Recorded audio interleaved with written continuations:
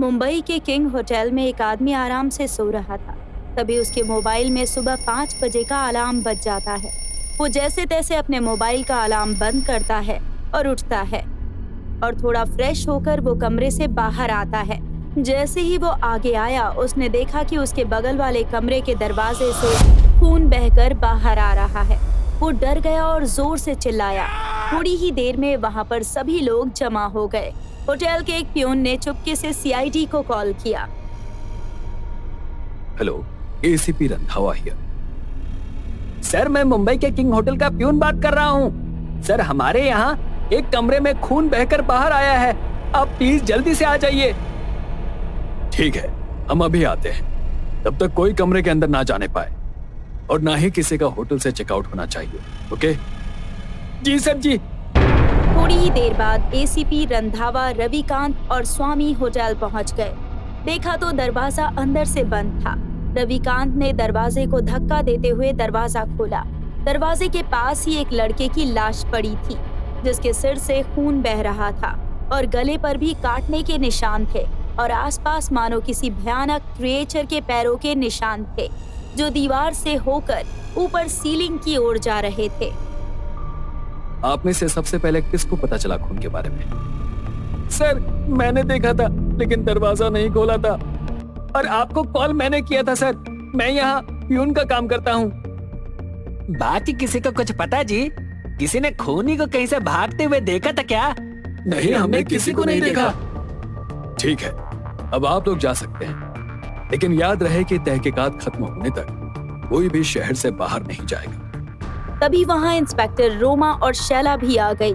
ACP Randhawa ने रोमा और शैला को होटल में मौजूद सभी लोगों की डिटेल्स लेने के लिए कहा। रविकांत, स्वामी और एसीपी रंधावा कमरे में सबूत ढूंढने लगे। उन्हें दिखा कि दीवार पर किसी क्रिएचर के पैरों के निशान हैं। सर, ये देखिए, यहाँ किसी जानवर के पैरों के निशान हैं, जो ऊपर सीलिंग तक है। स्वामी, डॉक्टर दास को कॉल करके यहाँ बुलाओ। अब वही हमें सच बता सकते हैं कि आखिर ये किसके पैरों के निशान हैं। स्वामी ने डॉक्टर दास को कॉल किया। थोड़ी देर में डॉक्टर दास वहां पहुंच गए। उन्होंने कमरे के निशान चेक किए और बताया कि ये एक क्रिएचर के पैरों के निशान हैं। बॉस, ये कोई नॉर्मल एनिमल नहीं है।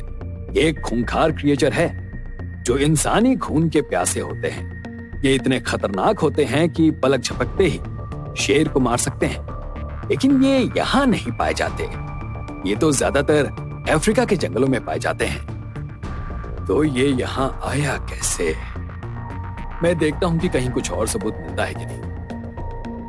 सर, इसकी जेब में से हमें ये आईडी कार्ड्स और पासपोर्ट मिले हैं। ये जाने माने बिजनेसमैन राजेंद्र शर्मा है। एक बिजनेसमैन इस होटल में क्यों ठहरा था? रविकांत, डेड बॉडी को लैब में ले जाने का इंतजाम करो। बॉस, बॉस, बॉस, ये देखो क्या है। डॉक्टर दास ने बताया कि बेड के पास उन्हें बाल मिले हैं, किसी लड़की के लंबे बाल। यानी यहाँ एक लड़की भी थी जो शायद छुप कर बैठी थी, या उस क्रिएचर के आने से पहले यहाँ से चली गई होगी। ये लड़की कौन है पता लगाना होगा। अगले दिन अजय और स्वामी राजेंद्र शर्मा के ऑफिस गए। वहाँ वो रिसेप्शन पर एक लड़की से मिले।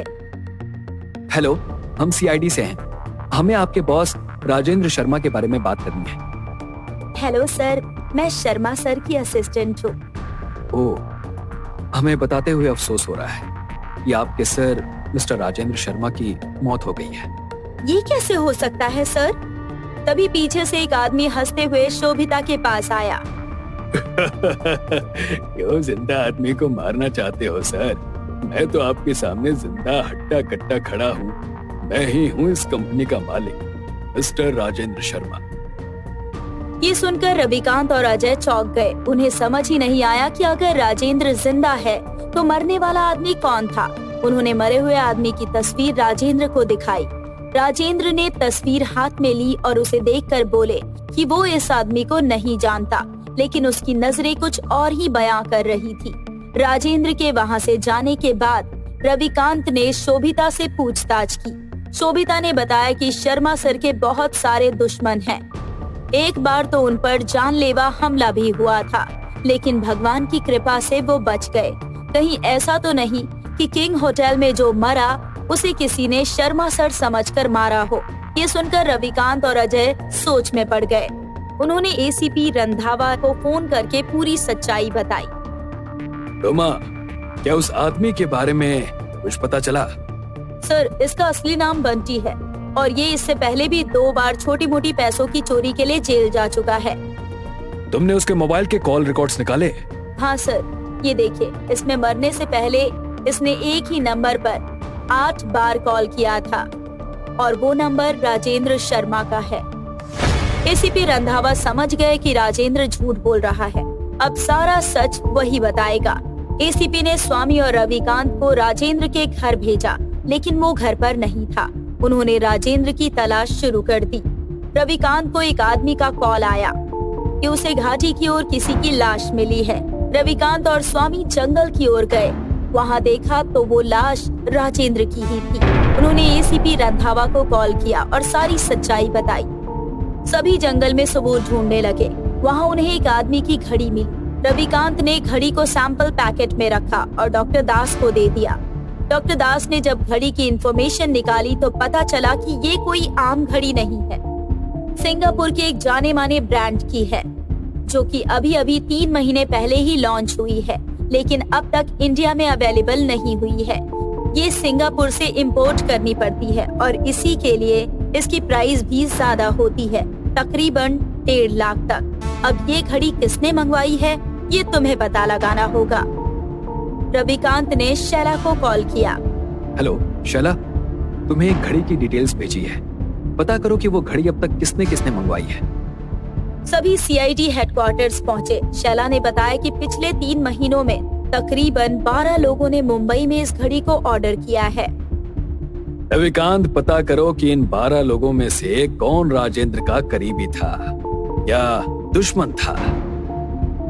अगले दिन रविकांत ने बताया कि राजेंद्र के ही बिजनेस पार्टनर मिस्टर सिंघानिया ने 14 दिन पहले ये घड़ी ऑर्डर की थी। ओह, तो ये बात है, मिस्टर सिंघानिया। स्वामी अजय, रविंद्र के ऑफिस जाओ और सिंघानिया साहब को उनके ससुराल लेकर आओ। मुझे यहाँ क्यों लाया गया है? मैंने कुछ नहीं किया। कुछ नहीं किया तो तुम्हारी घड़ी रविंद्र के लाश के पास कैसे पहुंची? ये घड़ी आपको कहाँ से मिली? ये तो चोरी हो गई थी मेरे ऑफिस से। मैंने 5 दिन पहले इसकी कंप्लेन भी की थी हमारे नजदीकी पुलिस स्टेशन में। रोमा, पता लगाओ कि ये सही कह रहा है या नहीं। रोमा ने पुलिस स्टेशन कॉल करके पता किया तो पता चला कि घड़ी सच में चोरी हो गई थी। रविकांत और शैला राजेंद्र के ऑफिस गए। वहाँ शोभिता, जो कि पहले राजेंद्र की असिस्टेंट थी, अब वो सिंघानिया की असिस्टेंट बन गई थी। रविकांत और शैला उससे बात कर ही रहे थे कि रविकांत को एक कॉल आया। हेलो, कौन? सर, मैं आपसे ज्यादा देर बात नहीं कर सकती। मैं बस आपको इतना कहना चाहती हूँ कि मैंने 3 दिन पहले जंगल में एक आदमी का खून होते हुए देखा है और मैंने खूनी का चेहरा देखा है।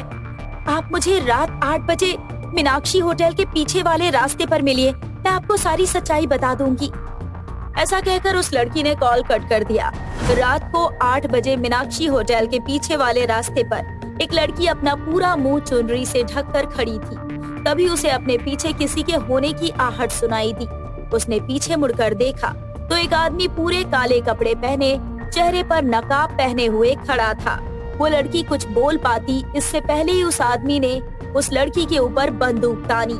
तभी पीछे से रविकांत, अजय और शैला वहाँ पहुँच गए और उसके हाथ पर गोली मारी। चुनरी में खड़ी लड़की कोई और नहीं बल्कि रोमा थी। रविकांत ने उस आदमी के चेहरे का नकाब हटाया तो वो कोई और नहीं बल्कि शोभिता थी। बताओ, क्यों किया तुमने ये सब? शोभिता ने बताया कि राजेंद्र और बंटी मिलकर नकली नोट छापते थे और ये बात मुझे पता चल गई थी। मैंने उन दोनों से ये बात किसी को न बताने के लिए पैसे मांगे थे। राजेंद्र ने मना कर दिया। शोभिता ने बंटी पर दबाव बनाया तो बंटी ने शोभिता को मारने की धमकी दी। उसी बात से गुस्सा होकर शोभिता ने बंटी को मारने का प्लान बनाया और बंटी की लाश के पास क्रिएचर के पंजों के निशान बना दिए ताकि सबको यही लगे कि बंटी को किसी जानवर ने मारा है। लेकिन राजेंद्र को सच पता चल गया था।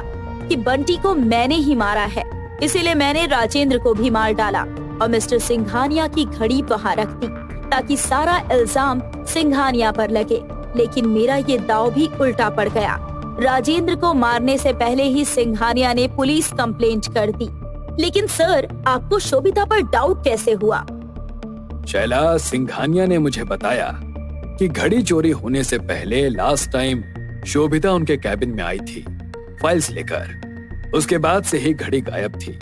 फिर बंटी के कमरे में मिला बाल भी भूरे रंग का ही था, बिल्कुल शोभिता की तरह। बस तभी मुझे शक हुआ कि कुछ तो गड़बड़ है, इसलिए हमने ये नाटक किया।